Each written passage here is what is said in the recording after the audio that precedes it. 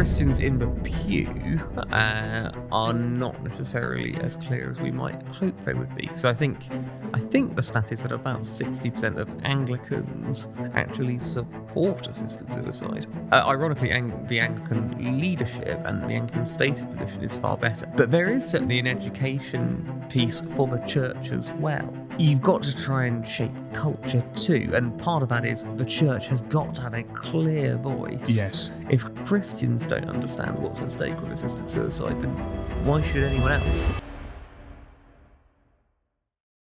Well, hi everyone, and welcome back to the Engage podcast. It's great to be back with you, and it's great to be back with you as well, Peter. Great to see you too, James.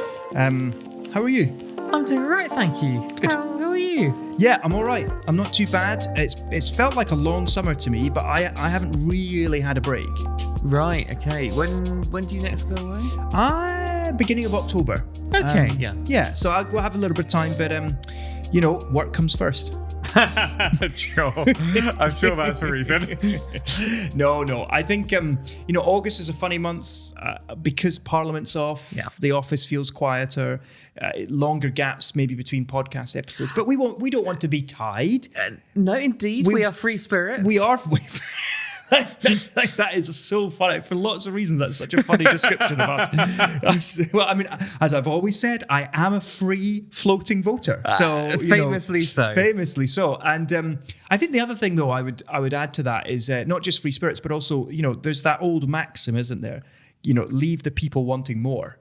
Yeah, absolutely. And let's hope they do. I think I guess it's also fair, isn't it, to say that less tends to happen in politics. That's true. Certainly late July and August. We had all that excitement a couple of months ago with Andy Burnham becoming Prime Minister. It's Yes. slowed down a bit since then, hasn't it? And I think we do want to talk a bit about Andy Burnham on this podcast. And we also want to touch on the imminent return of one of the most famous, or should I say infamous, couples in the world.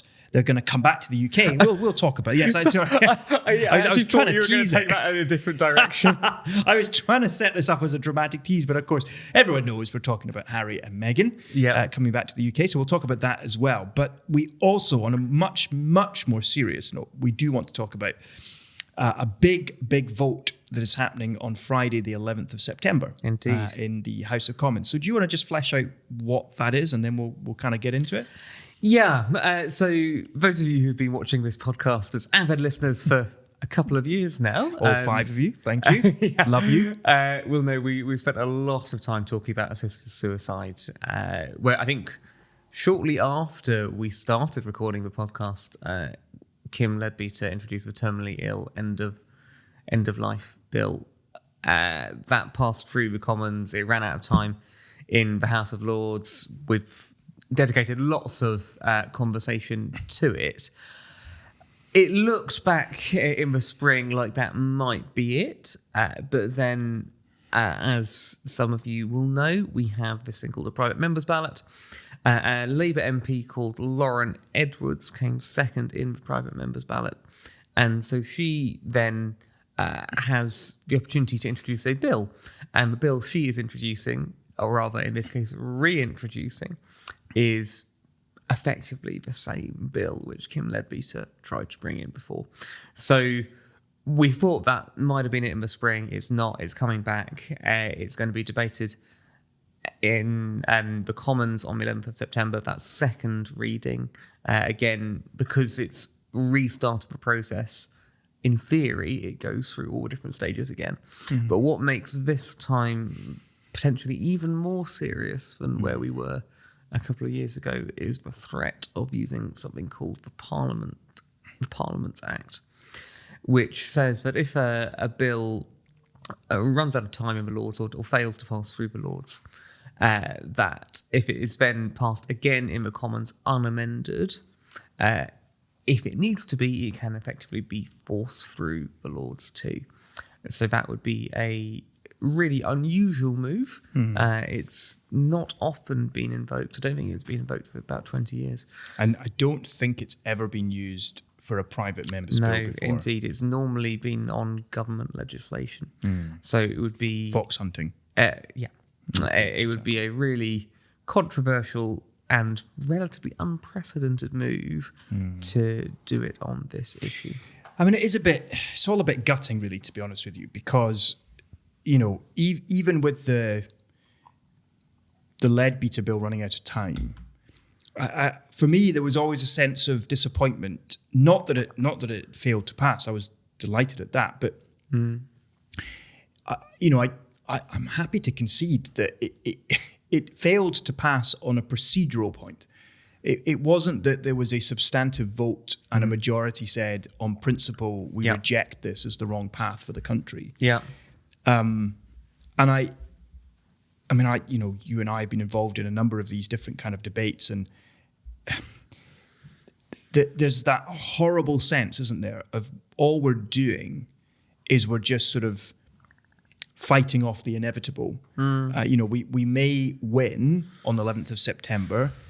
I think there are a number of factors that would suggest the mood of the House of Commons has changed. The last time the House of Commons voted on it, the bill passed with a very slim majority, I think of just 23. So if 12 people change their mind, then suddenly the bill is defeated.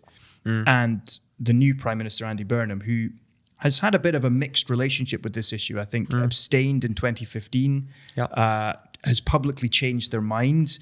His mind on the issue now says that he's sort of broadly in favour, but he has concerns, and has come out quite strongly and said, actually, we need to fix palliative care and social care before we debate assisted suicide. And that has had quite a big impact. If the new Prime Minister makes that kind of statement, that's him basically saying, don't vote this through. Well, completely, because if you think back to where we were 2 years ago, when we had a new Prime Minister, Keir Starmer was known to be a big supporter of introducing assisted suicide, and he stood up and he was saying, I made that promise to Esther Rantzen that we would have this bill put forward, and here it is. So I think you're right that there is a bit of a mood change. At the same time, I feel it in my own heart. I feel complacency, and I think some of that is just fatigue. Just we're deploying the same arguments again and again and again. The arguments, and in many ways the facts, don't really change. And you've got the kind of hardcore on either side who are entrenched in their position, and very rarely will someone come out. I mean, there's been a few times where someone's come out from voting against to voting for, and vice versa. But you've got those two camps, and then you've got the kind of the middle of people who could be swayed either way. And I sort of, I don't know, you kind of feel like all the arguments that could ever be used in this debate have been put on public record. And at the same time, this is one of those issues where within the church, there is, I would dare to say, a lot of confusion, and there is not the kind of clarity that you might hope for on a life or death ethical issue. And this is something that I find very, very strange, because I don't think the Bible is unclear on the core principles behind this issue. I think there are grey areas, lots of them, to do with end-of-life care, to do with the withdrawing of treatment versus the deliberate and intentional helping someone to end their life. I think there's a whole mystery that needs to be dispelled around what dying actually looks like. Completely. However, I think at its core, actually, this is... Let's start with human life. Who is its author, and who has the power over it from start to finish? And I think the Bible is explicit. 1 Samuel 2:6. It's the Lord who gives life, and it's the Lord who takes it. I mean, certainly the stats would support what you've been saying there in terms of Christians in the pew are not necessarily as clear as we might hope they would be. So I think the stat is that about 60% of Anglicans actually support assisted suicide.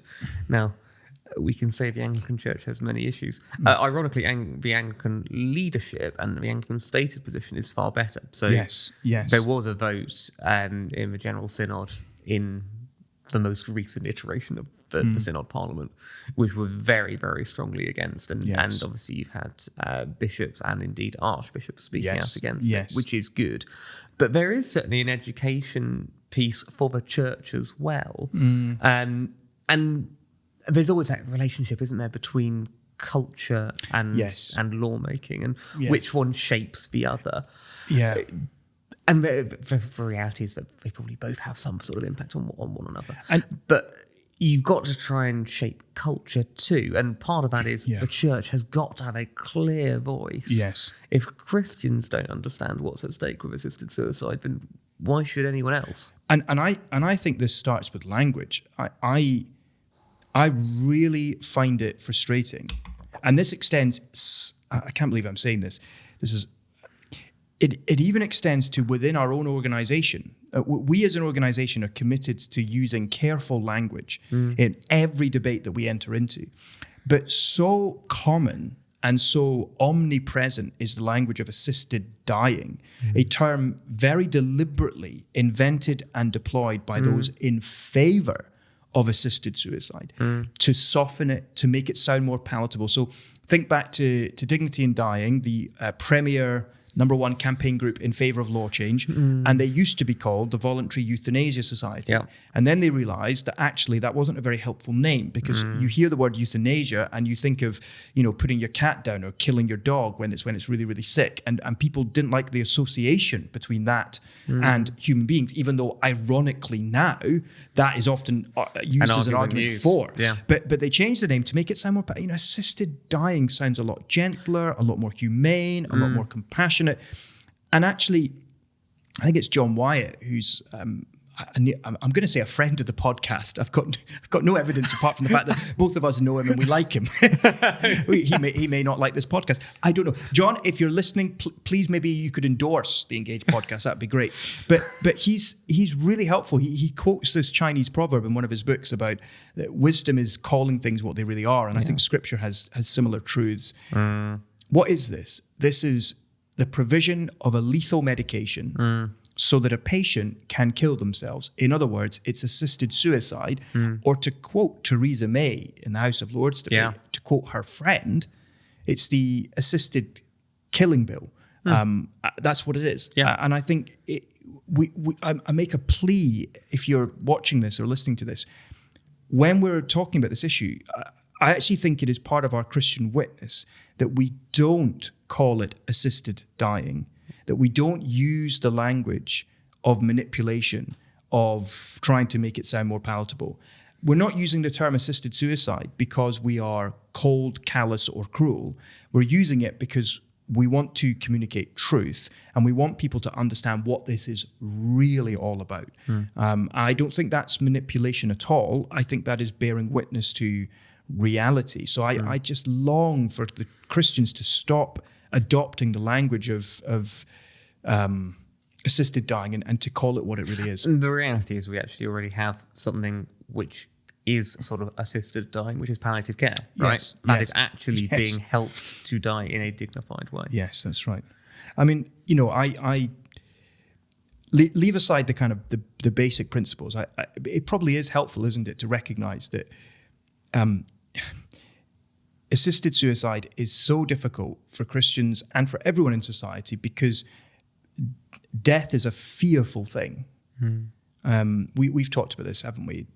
Death is still an enemy. It's still an alien invader into our world. Yeah, it shouldn't be. Yeah. And yet also connected with that, it's the fear of suffering as well. Yes, I think so much of this debate is actually motivated by fear more than it is reality. Because in a world where palliative care exists, the truth of it is that actually in the vast majority of cases, pain can be managed and death can be dignified. And people are so influenced in this debate by the handful of awful stories. And I don't think we want to deny that occasionally palliative care doesn't work. And sometimes things do go wrong. And also we would want to say palliative care has not been adequately provided throughout the country. Yes. None of that means that the solution is assisted suicide. No. Assisted suicide is giving an answer to the wrong question. The right question is, how do we make sure that in the vast majority of cases, people are adequately cared for. Yes. And as Andy Burnham himself intimated, Yes. the solution is properly sorting out social care and palliative care. I agree. And let's just come back to that issue of suffering. I also think that this is where your theology really comes into its own. What is our theology of suffering? And it's quite interesting. We've been going through the book of Ruth. And one of the really interesting things in the book of Ruth is how twisty and turny it is. And one of the points we've been making is that actually this is the pattern of the Christian life, because the pattern of the Christian life is based on the perfect pioneer of living for God, of a holy life, of our salvation, Jesus himself. And his whole life was a life of suffering that led ultimately to glory. Yeah. And so, what do we want in our society? I think people want happiness, but they also want to be filled with pleasure and not have any suffering. Yeah. And we can't cope with the idea that actually suffering is just so inevitable in this fallen world, isn't it? Like you can't escape it. No. But that doesn't mean, it goes back to your point, that doesn't mean that we can't take certain steps under God's common grace to alleviate suffering. Yeah, completely. I mean, one of the most helpful examples in the Bible, which my wife actually pointed this out to me. I'd never thought about it before. Was the example of Elijah when he's fleeing from Ahab and Jezebel. Yes. And he says, doesn't he, Lord, let me die. I want to die. Let me die. I mean, that is the actual kind of phrase. Yes. And God does not grant his request, but what he does do is he gives him rest, and he gives him food, and he takes care of him. Yes. And that is actually that is the position which we want to be in when people are suffering. Is we want to help. Yes. We don't want to just say, "Oh, that's it." And I to add to that, I think in a broadly speaking, quite a self-centered society, I think it is helpful to reflect again on something John Wyatt has commented on a lot. As someone who's seen people dying, he talks a lot about how dying and suffering at the end focuses the mind in such a way that he's seen people mend broken relationships. He's seen people work hard to put their house in order. Yeah. And that there is actually something right and fitting about that. In a funny way, Peter, it's us at the very end doing what we were created to do, which is to bring order to chaos. Yeah. And that there's a redemptive power in that is applicable for all human beings. That in that mended relationship, in that forgiveness and reconciliation, and in that act of sorting your life out, there's an opportunity to reflect, to be thankful, to remember good times. And I think, we would be better as a society if we could actually talk openly about these things. Yeah. Rather than this kind of binary of like, oh, all suffering is to be avoided, or, if it's really bad, give me a lethal drug and I'll kill myself. That seems so tragic, when actually there can be I say this very carefully, recognizing I'm somebody who has not experienced tremendous suffering in my life. But just even biblically, we know that there can be good fruit that comes from suffering. I think when you believe in a sovereign God who ultimately is in control of everything, as hard as it might feel in the moment, you do have to come back to the fact that God works all things for the good of those who love him. Yeah. And that does include good things, but it also includes bad things. And that doesn't necessarily mean in the moment that is going to take all of your problems away. But you have to, if you are saying God is in control of everything, you have to get that there's a redemptive purpose to all the things he is doing, and that means all of them. And just as you were speaking, yes, one thing which came into mind when you were talking about the final few weeks of someone's life, it just reminded me of this quote from the biographer of Cicely Saunders. Cicely Saunders, who, of course, was a Christian, I think used to go to All Souls, actually. who was the founder of palliative care. And her biographer wrote this. She said, it was possible to live a lifetime in a few weeks. That time is a matter of depth, not length. But in the right atmosphere and with pain controlled so that the patient is free to be herself, the last days can be the richest. They can be a time of reconciliation that makes the dying peaceful and the mourning bearable. And I just thought, gosh, that's such a helpful perspective, isn't it? It really is. And all the more powerful coming from somebody who saw death up close so many times. Yeah. And I think the other aspect of this, coming back to the church, is if there can be a redemptive power in suffering, even for people who don't believe in God and who don't follow Jesus, how much more should we as followers of Jesus, remembering that pattern again of suffering leading to glory, bear in mind that the scriptural teaching that the realization of our hope and the coming into of our inheritance happens when Christ returns. And if you die now, you go to be with Christ. Paul speaks about this, doesn't he? Philippians 1. That is better than being here. But even better than that reality is when Christ comes back to his church and when we receive those resurrection bodies and that glorious hope that, I mean, I think it's Isaiah 35 that talks about, I think it's something like sorrow and sighing will flee away. And it's such a powerful image because we only sigh, apart from sighing contentedly, like in my case, after a nice cold beer on a summer's evening when all is at shalom. But we sigh because we're sad or we're frustrated or because something hurts or because we're just weary and we're exhausted. And that symbol of suffering will just go. And I think that I think if I've really meditated on that and grasped that is my ultimate destiny, that I've begun to live that life now, but the realization of it is still to come, that it's like this life is but a day compared to what I'm going to experience. That gives me some strength to say, I can face tomorrow. I also love that. It's an amazing line in William Cooper's hymn. He talks about God moves in a mysterious way. Blind unbelief is sure to err and scan his works in vain. I don't know if this is the couplet that goes together, but behind a frowning providence, he hides a smiling face. That is just stunning poetry, but also really helpful theology. I don't need to pretend that suffering isn't hard. No. Jesus wept, didn't he? Yeah. But that concept of like, what you said, exactly right, Peter. God is in this for my good. And also I think just the fact that this is building on something which you were drawing out there. Suffering is for a time, but it is only for a time. Yes. There's that verse in the Psalms, isn't there, that weeping lasts for a night, but joy comes in the morning. Yes.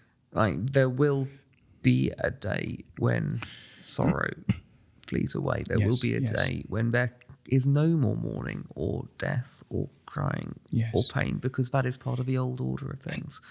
And again, that doesn't make the time go more quickly. No.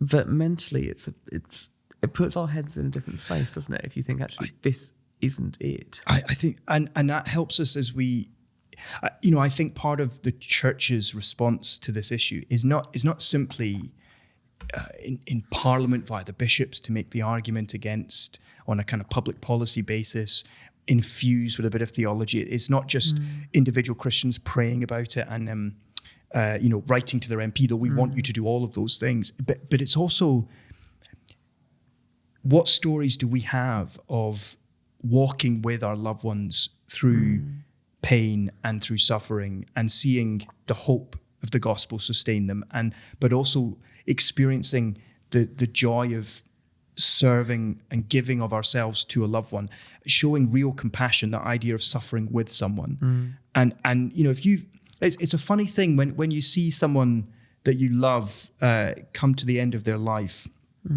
and you see them in pain and you see them suffering and you find yourself as a Christian, I think, praying that the Lord will take them. And I think that's okay.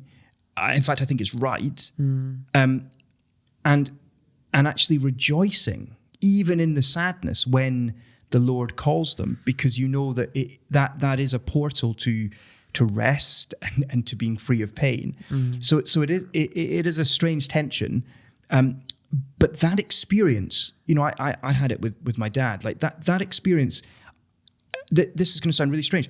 I wouldn't swap that for anything else. It was what it was supposed to be. That was the days that God had marked out for him, involving every detail, and it was a privilege in my own tiny way. Others did far more for him than I did, but in my own small way to see someone's faith hold on, and they got to the end of their race, and they didn't abandon the gospel, and they didn't forsake. That's actually a very, very precious thing that will stay with me, and I can only hope I can emulate it. So I think there's, again, John Wyatt. We are really fanboying today. John Wyatt's so helpful in this that in assisted suicide debates, the church's witness is also how we love and care for each other. Completely. I think that's a really powerful. Yeah. It's one thing to have theology, and it's another to see it lived out in practice, isn't it? And as Christians, we need to model a better way of not only talking about dying, but looking after those who are dying, or even for those of us who are coming towards the end of life. Like the idea of dying well, what does it look like? We have to model something which looks different. Yes, great Scottish theologian Thomas Chalmers, who did a huge amount reaching out to vulnerable communities and pioneered the ragged schools of theology for the poor and the dispossessed in the slums of Scottish cities. He had a really wise thing. I mean, he lived at a time when if someone lived to over 70, they were doing well. And he said that, I think it's one of the Psalms, that Moses in Psalm 90 talks about, God has said that our years will be, 70? So that's 70. Yeah. And he says that if God grants you that, then whatever time you have after 70, you should view as life's Sabbath. And he didn't mean that you just, you stop serving God and you stop working for the kingdom in that sense, but that you prepare yourself to die. Yeah. That you and Lloyd Jones, Dr. Martin Lloyd Jones, the Welsh preacher, he picked up on this, and he this is really interesting. He actually talked about, people nowadays, they say, I want a sudden death, I want to go in an instant. And he said, no, it's all wrong. Now, I think that was a classic Lloyd Jonesism of like, I don't think you can insist that it's wrong. However, there's a really, really helpful point there, which is John Wyatt's written in time. There we go again. John, if you're watching this is free publicity for you. Really helpful book called Dying Well. Yeah. Indeed. Which is brilliant. Yeah. And it's actually not just the spiritual preparation, but the practical preparation as well. I mean, there's a little bit of a section on this in the Old Age Biblical Deep Dive we did. Yes. Where I talk a little bit about when you're coming up to die, that's a really good opportunity to, again, prove that we can let things go. So when you are older, obviously, there are various things you are not able to do anymore. And there are various roles which you don't fulfill anymore. So you might be retired, you're not in work, you might not be as physically able as you were. But if one of the big characteristics of Christian living is to be dependent on God, what better opportunity have you got to put that into practice when actually you can't do things in your own strength? You are in a different stage of life, aren't you? I think that's exactly right. I think as well, I completely commend to you what Peter wrote in A Better Story for Old Age, which is our biblical deep dive. And alongside that, on the CARE website, the assisted suicide topic page has just got so much by way of content, and in different formats as well. So depending on your tipple, if you like video content, if that's how you find it helpful to engage with stuff, we have a video primer. If you like written content, we have plenty of that. We have 7 ways to pray about this issue. We have something on the origins of palliative care, which is very helpful. We have Pastoring the Dying, which is a resource around thinking through what it means to walk with people, dispelling some of the myths about dying. That was hugely informed by an amazing woman called Lucy Honeysett. CARE's been privileged to kind of work with her on a number of things. She's a palliative care nurse and practitioner and has been at the bedside of so many people as they die. And one of her big messages is what you see on TV and what you see in the movies about dying is just not the reality. That actually it's often a very, very quiet and very peaceful process. So I really commend to you the wealth of those resources. Please do have a look at them. I think they're super helpful in terms of understanding the issue. And I just a plea that you allow yourself to be challenged as well by them. Maybe there's something there that can just make you think. Just practically, Peter, so people might be listening to this and they're with us, no to assisted suicide, yes to more palliative care. What can someone do now ahead of the 11th of September? What can they do? What should they do? The first thing I think is to pray. We know, as Paul wrote, that our struggle is not against flesh and blood, but against powers and principalities. So do be praying for any MPs who are on the fence on this, that they might vote against the bill. We pray too, I think, that anyone who's voting might not be naive about the possibility of the Parliament Acts being invoked, because I do think there's a slight risk that people will be a little bit naive on it. But it would also be really helpful, I think, if people write to their MPs too. And there's 2 potentially different approaches you can take depending on what your MP has done before. So if your MP voted against assisted suicide last time, you don't necessarily need to keep making the case. You don't need to hit them with all of your arguments over and over again.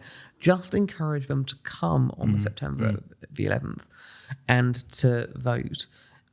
The vote is on a Friday. That's often when MPs are back in their constituency. But when the numbers are so close, and we're talking about only 12 MPs potentially needing to switch sides, it's really important that everyone comes. Yes. So that's what you should do if your MP voted against last time. If your MP voted for the bill, then please do keep making the case. Do point to some of the problems with the bill, and lots of those were highlighted in the House of Lords. So that's things like the lack of protection for people with eating disorders, the lack of provision for adequate palliative care, the possibility of access to lethal drugs for anyone who's terminally ill in the last 6 months of their life, regardless of their reason. So their reason could be being in poverty or fearing being a burden. They would still be able to access this. So it's absolutely right to point out some of those things. Potentially also helpful to point to some of the organisations who have raised concerns.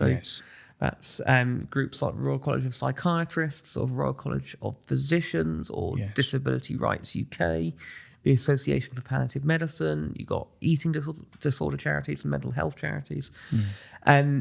Lots of those points, I think, would be helpfully landed at this point, because Lauren Edwards, the bill sponsor, has suggested she's not going to take any amendments. And with the possibility of the Parliament Act, that would potentially force through the bill, regardless of the opportunity for the Lords to make any amendments or not. So those concerns which have been raised, they could not be dealt with in the Lords. That's so helpful. And as ever, just encourage you to head to the CARE website, care.org.uk. We will be doing all that we can to help guide you and inform you, and we're working very, very hard with our allies, and we're briefing members of Parliament, members of the House of Lords in preparation in case this passes, and we need to make sure that we mount as an effective mitigation work as we possibly can. Although, as you rightly alluded to, if the Parliaments Act is used, it scunners all of that. I mean, it's interesting. There's a really helpful piece on a website called the Better Way campaign by Professor David Jones. 3 examples of how the English bill is more dangerous than the Scottish assisted suicide bill that members of the Scottish Parliament rejected by 69 to 57 on the 17th of March this year. Very, very briefly, the English bill that MPs are voting on expressly permits doctors to encourage suicide. Yep. Secondly, the English bill presumes people have capacity to end their own life, and the threshold for denying that they have that capacity is very, very, very thin. And then thirdly, this bill could force hospices and care homes to participate in assisted suicide, and given the strong Christian influence in this whole area. So there are Christian care homes, there are Christian hospices, there are religiously motivated care homes and hospices. They would be forced to participate in something that completely goes against their conscience. In turn, they could close. That means lots of residents forced to find new homes because they can't get enough staff who are willing to work under those kind of circumstances. So this is really, really urgent and really, really serious. And please do what you can while you can, and then let's pray that God has mercy. That's the assisted suicide issue. We'll no doubt pick this up again once we know more about the results. Feels like a really strange pivot.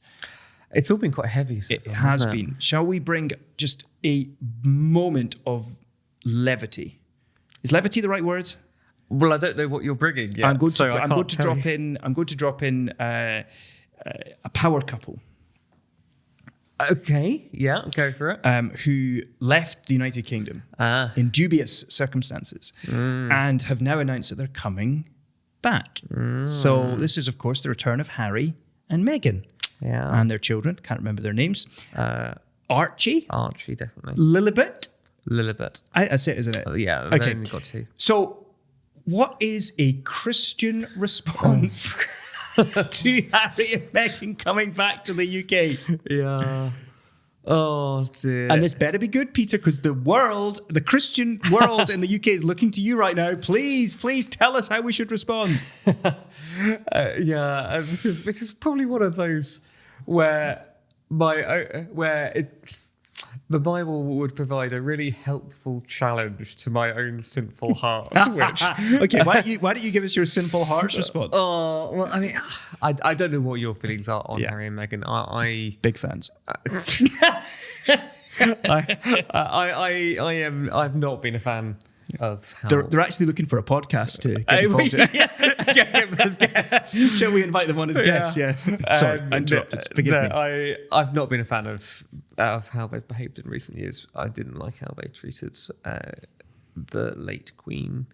I think making money out of family secrets and family arguments is not really very helpful or healthy.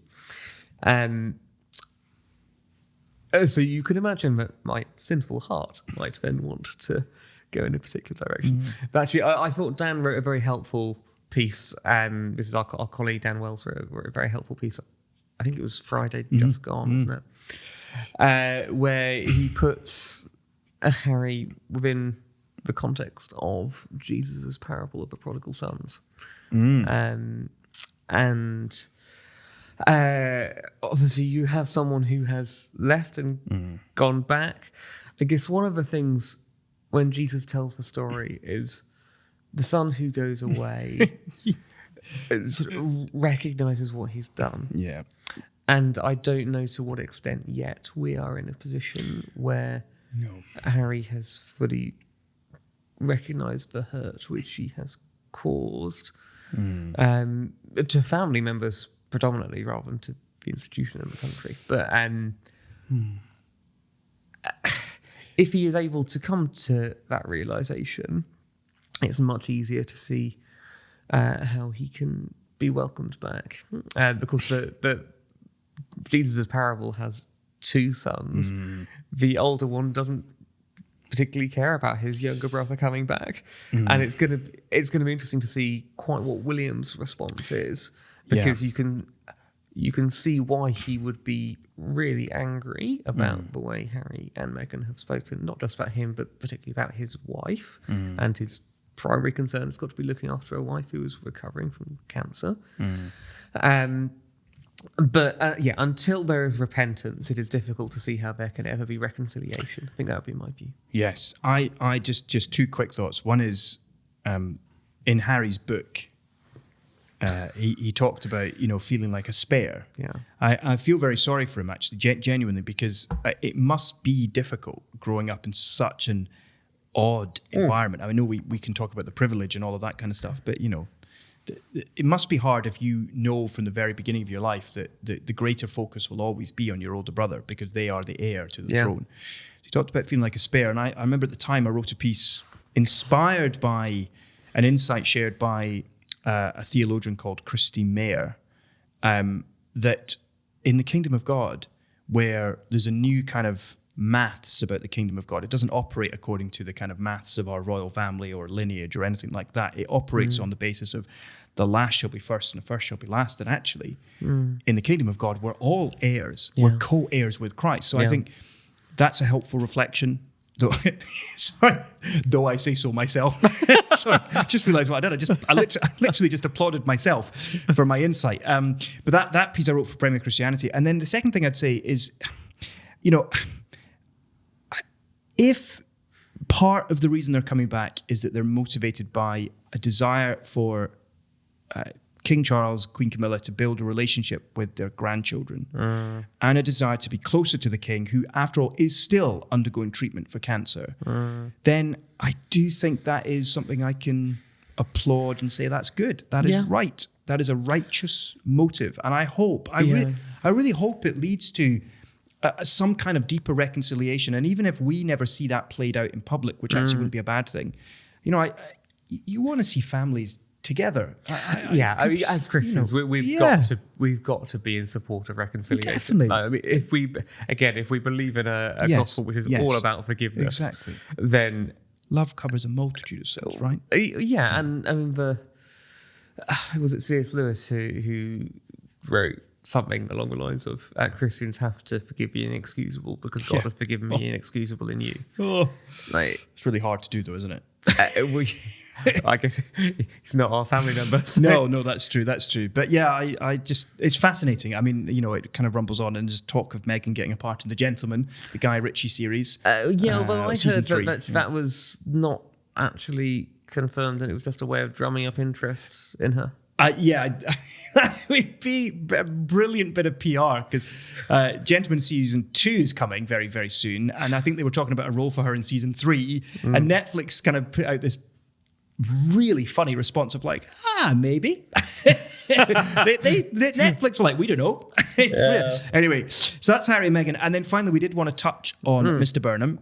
Parliament is due back very, very soon. Andy Burnham has been Prime Minister now for a number of weeks. And he was asked by the President of the European Council, how are you finding it? He said he feels like he's been in the job for a very long time, not surprised. He's made lots and lots of announcements. I would say nothing particularly like meta, more like chipping away at a few things and just kind of driving the news agenda and doing his kind of TikTok interviews and his podcast interviews and, subverting traditional media and all of that jazz. However, I think that his first foray onto the international scene was to go across to Kyiv and to meet with President Zelensky and to promise the Ukrainians the paperwork and the modeling so that they can start build their own long-range missiles, which if you read some commentators is sort of a nice gesture but won't actually really impact the course of the war. But for me, it was a reminder of the fact that war is still ongoing. It's now been going longer than the First World War. Gosh. Which is really frightening and terrifying. And the numbers that have been killed are not to the same degree as the First World War. But I mean, it is still staggering. Yeah. And so I've been prompted with these images just to try to remember to pray about what's happening. It was Ukrainian Independence Day. I was chatting to a Ukrainian friend of mine who's in our church, and he was really positive about, other countries never stood with us, but UK, you stood with us. You stood with us. And that, I think that's a good thing. Yeah. The other more superficial element of Mr. Burnham on the international scene is, did you see him arrive in Kyiv in a T-shirt? And this has caused a storm. Has it? Should our Prime Minister be wearing a T-shirt when they're on diplomatic duty? A bit like should the Ukrainian Prime Minister or President, whatever he is. Should he be not wearing a suit when he goes to the White House? That's right. I'm just going to say from a Christian point of view, you may take the view that he should dress smartly. You're entitled to do so. The Lord looks at the heart, not at the outside. That would be my view. I couldn't care less. And as someone who's wearing a T-shirt currently, I have to concur. That's right. But what's your give us your kind of snap take at the moment? How's Burnham doing, and where do you think it's going next? Oh, so much of politics is about how people feel, isn't it? Yeah. I guess the reality is that things in the country are not particularly different or better than they were in the final throes of Keir Starmer. That's it. But I would say that certain things feel a bit different. Yes. And I think when you have the Prime Minister who is locked in for the foreseeable future, as opposed to someone who appears to be more on their last legs. Yes. When you have a Prime Minister who is much more comfortable up front, as opposed to one who sounds like he's watching paint dry, unfortunately. Yep. And when you have someone who's coming in and sort of suggesting they're doing lots of things, even if in reality not much is changing, and the atmosphere can feel very different very quickly. Yes. So I wouldn't say that Andy Burnham has done anything particularly revolutionary at all. I think he's made a bunch of relatively minor but headline-grabbing promises, like capping bus fares at £2. That is not going to change the country, but people will feel pleased about it. Yes. He's also quite fortunate, I think, to have come in over the summer when there's very little happening. Yeah. So it's not like he's had that much stuff to respond to yet. Obviously, we've talked before about how in communication style he's far more comfortable. In terms of where it's going, I hesitate to say same old Labour, always spending. but you're going to, aren't you? But I think we all know it's going towards more tax rises, don't we? And he's refused to rule them out. And when you refuse to rule something out, that almost always means you're going to do it. I think that's right. I mean, the headline, lead story in the Times on the day of recording is that tax rises are inevitable. And, that's the reality. Borrowing costs have gone up. We have lots and lots of money to be found, including unfunded defence commitments. So they need to find money to fund defence. And we have a palliative care and social care crisis that he wants to fix, and so on and so forth. And so, come on then, show us your plans. Completely. And it is all a game of trade-offs, isn't it? So if you say you want to fix palliative care and social care, which I think we would absolutely say you want to do, you have three options. One, you don't do it. Yeah. Two, you do it and you don't spend as much on something else. Yeah. And then that suffers. Yeah. Or three, you raise taxes. Yes. And so as a Prime Minister, you've got to decide which of those three things are you going to do. And lots of Prime Ministers have taken option number one. They've said, we are not going to raise taxes, but we're also not going to, we don't have any more money to spend, so therefore we won't do anything. Yes. And that's sort of how we've ended up in quite as bad a position as we are in. Theresa May famously tried to raise some more money for it. That didn't go down terribly well. No. So Andy Burnham has gone with number three. I can understand why. I think I would probably rather less money was spent on something else. But with a Labour government who will not want to be cutting back spending on any current services and who have shown that they actually can't cut spending on, say, welfare, which is where it actually, to be honest, really needs to be cut from. Yes. Then you end up paying to raise taxes. So that's why we are where we are. Bring on budget day, that's what I say. Well, that will probably be the end of the honeymoon, won't it? Yeah, I think so. I mean, they're ahead in the polls, or neck and neck, depending on which poll you read. So there has been a bit of a Burnham bounce. Yeah. But I also am still hearing from him an insistence that he will not call an early election. Some commentators are adamant that he should, because if he doesn't do it now, then ultimately he's reducing the chance of Labour getting a majority and staying in power. I think he probably will not, at least for the foreseeable. I think he might be tempted by a spring election, but we're not having one before Christmas. Well, I think that probably is right. My prediction would be a spring election. A spring election. All right. You heard it here first on the Engage podcast. A spring election. As I recall, we made predictions back in our Christmas episode on on what was going to happen to Keir Starmer, and I think you said he was still going to be in charge at the end of the year. So I did. I tried to kind of, ignore the political kind of weather because I thought, well, I was wrong on everything else, but now I've just been wrong again. So I am not gifted with the gift of prophecy. That's quite all right. I think a lucky guess for me doesn't make me gifted either. There we go. By the way, this episode has come to an end, but we wanted just to flag, we will be releasing another episode in the coming weeks, and it's going to be a little bit different.